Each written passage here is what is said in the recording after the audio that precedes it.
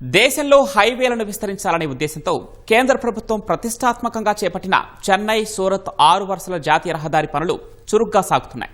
45,000 కోట్ల రూపాయలతో చేపట్టిన 150C జాతీయ రహదారి నిర్మిస్తూ ఉండగా కర్నూలు జిల్లాలో 38 కిలోమీటర్లుంది. జిల్లాలో 943 కోట్ల రూపాయలతో పనులు జరుగుతూ ఉండగా 1.2 కిలోమీటర్ల పొడవున సొరంగం పనులు వేగంగా చేపడుతున్నారు. 2 సొరంగాలు కర్నూలు శివార్లో ఆధునిక సాంకేతిక పరిజ్ఞానాన్ని ఉపయోగించి నిర్వహిస్తున్నారు. చెన్నై సూరత్ జాతీయ రహదారి సొరంగం పనులు జరిగే ప్రాంతం నుంచి మా ప్రతినిధి మురళి గ్రౌండ్ రిపోర్ట్.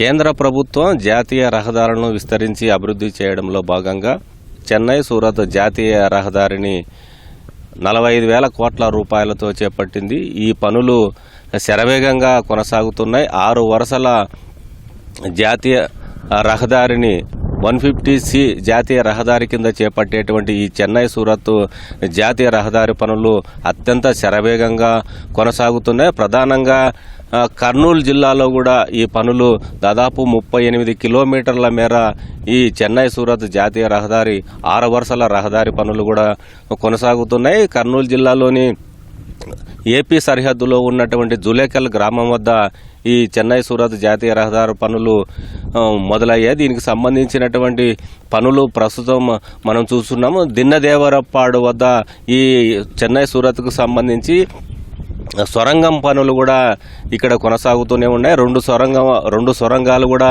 ఇక్కడ తవ్వుతున్నారు. అంటే 1.2 కిలోమీటర్ల మేర, అంటే భూమి ఉపరితలానికి 25 మీటర్ల అడుగు భాగంలో ఈ సొరంగాల్ని తవ్వుతున్నారు. ఒక్కో సొరంగం 1.2 కిలోమీటర్ల పొడవు ఉండే విధంగా ఇక్కడ డిజైన్ చేసి ఇది కూడా నిర్మిస్తున్నటువంటి పరిస్థితి. అంటే ఈ చెన్నై సూరత్ ఈ జాతీయ రహదారిని NH40లో కలపాలంటే NH44ను క్రాస్ చేసి NH40లో కలిపే విధంగా ఈ 2 సొరంగాలు తవ్వుతున్నారు. ఇది మరో 3 నెలల్లో కూడా పూర్తి చేయాలని కూడా అధికార యంత్రాంగం భావిస్తున్నట్లు చెప్తున్నారు. దీనికి సంబంధించి పనులు అత్యంత శరవేగంగా కొనసాగుతున్నాయి. ఈ టన్నెల్ కూడా మరో 2 నెలల్లో కూడా పూర్తి కావచ్చని అధికార వర్గాలు తెలియజేస్తున్నాయి. దీనికి సంబంధించి ఈ చెన్నై సూరత్ జాతీయ రహదారి నిర్మించే క్రమంలో కర్నూలు జిల్లాలో కూడా అనేక నదుల పైన కూడా అత్యంత భద్రతా ప్రమాణాలతో కూడినటువంటి వంతెనలు కూడా నిర్మిస్తున్నారు.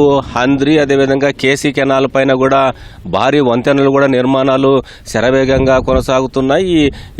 ఈ జాతీయ రహదారి నిర్మాణాలు పూర్తయితే చెన్నై సూరత్ నుంచి కూడా ప్రయాణం కూడా చాలా సులువుగా మారేటువంటి అవకాశం ఉంది. చాలా సమయం కూడా ఆదా అయ్యేటువంటి అవకాశం ఉన్న నేపథ్యంలో 100 కిలోమీటర్ల వేగంతో వాహనాలు వెళ్లే విధంగా హైదరాబాద్ నుంచి మంత్రాలయంకి వచ్చే వాళ్ళు కర్నూలుకు రాకుండా కేవలం ఈ సూరత్ జాతీయ రహదారిపైనే నేరుగా మంత్రాలయం వెళ్లే విధంగా కూడా సదుపాయం ఉండేటువంటి అవకాశం ఉన్న నేపథ్యంలో ప్రస్తుతం చెన్నై సూరత్ జాతీయ రహదారి పనులు అత్యంత వేగంగా కొనసాగుతున్నాయి.